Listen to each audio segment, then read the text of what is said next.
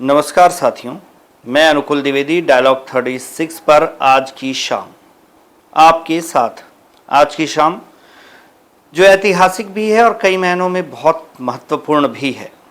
ऐसा इसलिए कि पिछले 3-4 दिनों से भारत और पाकिस्तान के बीच जो युद्ध चल रहा था, ऑपरेशन सिंदूर, आज पाकिस्तान के पक्ष से, पाकिस्तान की तरफ से भारत को युद्ध विराम, सीज फायर की पेशकश की गई, प्रस्ताव रखा गया और भारत ने इसे स्वीकार भी कर लिया है।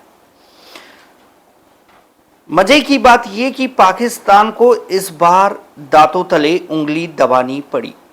कारण ये कि पाकिस्तान आज भी भारत को 2014 के पहले का भारत सोचने की गलती कर रहा था और इस युद्ध में भारत के पराक्रम शौर्य के प्रदर्शन से उनकी पैरों तले जमीन सरक गई और अंततः उन्होंने जब भारत के उग्र रूप को देखा, हालांकि ये अभी पूरा उग्र रूप नहीं है, ये भारत ने सिर्फ ट्रेलर दिया था, सिर्फ इसी से पाकिस्तान की मिट्टी पलीत हो गई।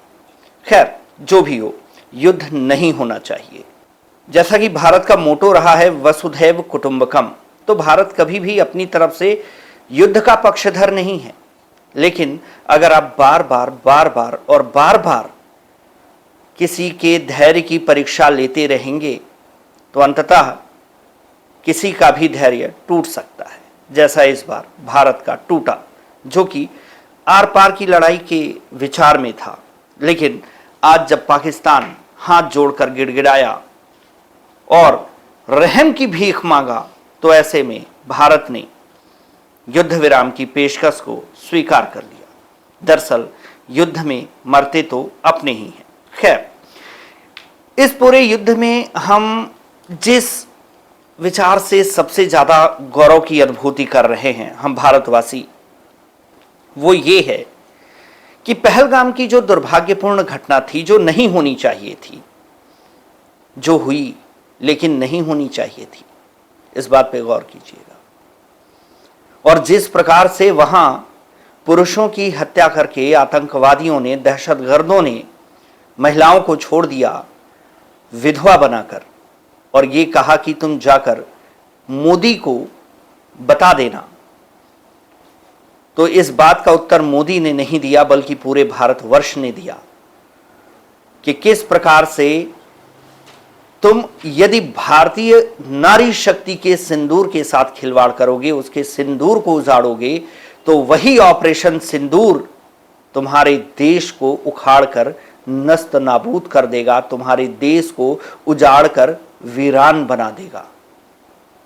और भी मजे की बात सुनिए कि जब भी इस ऑपरेशन से संबंधित कोई प्रेस वार्ता हुई तो आपने देखा होगा कि उस प्रेस वार्ता को संबोधित किया दो जाबाज महिला सिपाहियों ने, सोफिया खान और व्योमिका सिंह। तो ये पाकिस्तान की और उन लोगों के मुंह पे करारा जवाब है जो नारियों को अंडर एस्टिमेट करते हैं, जो नारी शक्ति के पराक्रम से वाकिफ नहीं है। और वही ऑपरेशन सिंदूर है जिसने पाकिस्तान को आज घुटने टेकने, गिड़गिड़ाने और रहम की भीख मांगने पर मजबूर कर दिया। आज पाकिस्तान की वो सेना जो खुद दहशतगर्द है और पूरी दुनिया में दहशतगर्दी फैलाने की चाहत रखती है, आज अपने कर्म पर हाथ रखकर पश्चाताप कर रही है। जो बेइज्जती हुई, जो छीछा-लेदर हुआ, जो अपमान हुआ है आज पाकिस्तान का वैश्विक मंच पर, पाकिस्तान सदियों तक इसे भूलेगा नहीं। लेकिन यहां एक दो बातें और हैं कि भारत की शक्ति से पाकिस्तान वाकिफ हो चुका है, तो अगली तैयारी वो इस लेवल पे आने की करेगा। हमें इतिहास से सीख लेनी चाहिए किस प्रकार तराइन के प्रथम युद्ध में पृथ्वीराज चौहान ने मोहम्मद गौरी को हराया और जब मोहम्मद गौरी ने रहम की भीख मांगी तो उन्होंने, पृथ्वीराज चौहान ने मोहम्मद गौरी को प्राणदान दे दिया। लेकिन दूसरी बार जब मोहम्मद गौरी उनकी शक्ति और उनके पराक्रम से वाकिफ हो चुका था, तो दूसरी बार कुछ ज़्यादा तैयारियों के साथ आया और उस युद्ध में, तराइन के द्वितीय युद्ध में, जो कि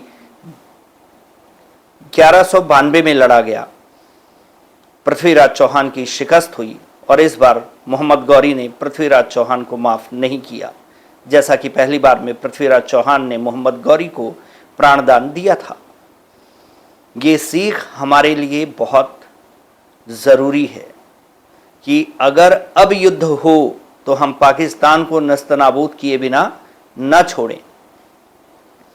इसमें एक चीज़ और ध्यान देने योग्य है, वो ये है कि ये भारत की जीत है। ये युद्ध भले ही इस युद्ध में सीज फायर हुआ, युद्ध विराम हुआ, लेकिन वो भारत के अपने शर्तों पर हुआ है और जो भी शर्त हैं वो कल सुबह तक हम सभी के सामने आधिकारिक रूप से, ऑफिशियली रूप से सामने आ जाएंगे।